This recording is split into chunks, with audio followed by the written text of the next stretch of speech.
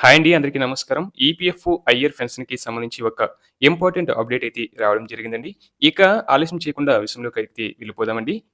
Employees provident fund organisation EPFO మరోసారి కీలక నిర్ణయం తీసుకుంది. ఉద్యోగులకు శుభవార్త చెప్పింది. అధిక పెన్షన్ ఆప్షన్‌ను పునరుద్ధరిస్తున్నట్లు ప్రకటించింది. పూర్తి బేసిక్ పే ఆధారంగా ఎంప్లాయీస్ పెన్షన్ స్కీమ్ కంట్రిబ్యూట్ చేసేందుకు అవకాశం కల్పించిన పాత ఆప్షన్‌ను మళ్లీ తీసుకొచ్చినట్లు టైమ్స్ ఆఫ్ ఇండియా నివేదిక తెలిపింది. దాదాపు 12 ఏళ్ల తర్వాత ప్రభుత్వ సంస్థ తీసుకున్న ఈ నిర్ణయంతో ఉద్యోగులకు లబ్ధి చేకూరనుంది. అయితే అది పరిమిత సెక్షన్ సబ్‌స్క్రైబర్లకు మాత్రమే ఉంటుందని, గతంలో హయ్యర్ పెన్షన్ కంట్రిబ్యూషన్స్ ఎంచుకున్న వారికి వర్తిస్తుందని తెలిపింది. 2014 సెప్టెంబర్‌లో ప్రావిడెంట్ ఫండ్ సంస్థ పెన్షన్ వేతనంపై పరిమితి విధించినప్పటికీ చాలా కాలంగా ఉన్న గందరగోళం నేపథ్యంలో ఈపీఎఫ్ఓ ఈ నిర్ణయం తీసుకున్నట్లు నివేదిక పేర్కొంది. 2014 సెప్టెంబర్ 1వ తేదీన ఎంప్లాయీస్ పెన్షన్ స్కీమ్ కనీస పింఛన్ రూ. 1000గా నిర్ణయం తీసుకున్నారు. అదే సమయంలో పెన్షన్ పొందేందుకు అర్హత గల వేతన పరిమితిని 15,000గా నిర్ణయించారు. బేసిక్ సాలరీ ప్లస్ డీఏ కలిపి గరిష్టంగా 15,000 వరకు మాత్రమే ఈపీఎఫ్ఓలో కంట్రిబ్యూట్ చేసి పెన్షన్ పొందేందుకు అర్హత ఉంటుంది. దీంతో నెలవారీ గరిష్ట పెన్షన్ 7,500 మాత్రమే లభించనుంది.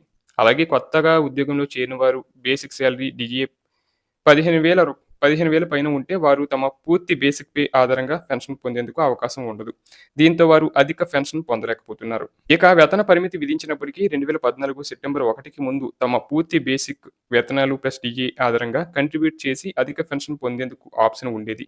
సాధారణంగా ఈ ఆప్షన్ అనేది పబ్లిక్ సెక్టర్ కంపెనీల ఉద్యోగులు ఎంచుకునేవారు. అధిక మొత్తంలో కంట్రిబ్యూట్ చేసేవారు. ఈ కారణంగా చాలా మంది ఉద్యోగులు అధిక పెన్షన్ పొందారు. తమ బేసిక్ సాలరీలో దాదాపు సగం సాలరీ పెన్షన్‌గా అందుకున్నారు. అయితే 2014 సెప్టెంబర్ 1 నుంచి పెన్షన్ పొందే సాలరీ పరిమితిని 15,000గా నిర్ణయించడంతో హయ్యర్ కంట్రిబ్యూషన్ ఆప్షన్ నిలిపివేశారు. దీంతో అప్పటికే హయ్యర్ కంట్రిబ్యూషన్ ఆప్షన్ ఎంచుకున్న ఉద్యోగుల్లో గందరగోళం నెలకొంది. ఇక తాజాగా టైమ్స్ ఆఫ్ ఇండియా రిపోర్ట్ ప్రకారం ఉద్యోగులు తమ పూర్తి బేసిక్ సాలరీ, డీఏ ఆధారంగా అధిక పెన్షన్ కోసం కంట్రిబ్యూట్ చేసి గతంలో ఆప్షన్ పునరుద్ధరిస్తున్నట్లు కేంద్ర ప్రభుత్వం క్లారిటీ ఇచ్చింది.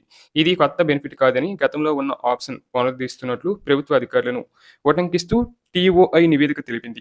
ఈ నిర్ణయం కేవలం 2014 సవరణకు ముందు హయ్యర్ పెన్షన్ ఆప్షన్ ఎంచుకున్న వారికి మాత్రమే వర్తిస్తుందని గుర్తుంచుకోవాలి. ఈపీఎఫ్ఓలోని సబ్‌స్క్రైబర్లందరికీ ఆటోమేటిక్‌గా వర్తించదు. అధిక మొత్తంలో కంట్రిబ్యూట్ చేస్తామని అంగీకారం తెలిపే వారికే వర్తిస్తుంది.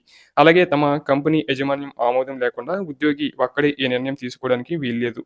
గతంలోని అధిక పెన్షన్ ఆప్షన్ పునరుద్ధరణ అనేది అర్హులైన ఉద్యోగులకు మాత్రమే వర్తిస్తుంది. ఈపీఎఫ్ఓలోని చాలా తక్కువ మందికి మాత్రమే వర్తిస్తుందని తెలుస్తుంది. గతంలో హయ్యర్ పెన్షన్ కంట్రిబ్యూషన్ ఆప్షన్ ఎంచుకుని ఉన్న వారికే వర్తిస్తుందని సమాచారం. 2014కి ముందు ఎంచుకుని ఆ తర్వాత ఆగిపోయిన వారు ఇప్పుడు మళ్లీ ఎంచుకునే అవకాశం ఇచ్చినట్టు తెలుస్తుంది. అలాగే చాలా వరకు ప్రైవేట్ సెక్టర్ ఉద్యోగుల పీఎఫ్ కంట్రిబ్యూషన్ గరిష్ట వేతన పరిమితిని 15,000గా నిర్ణయించారు.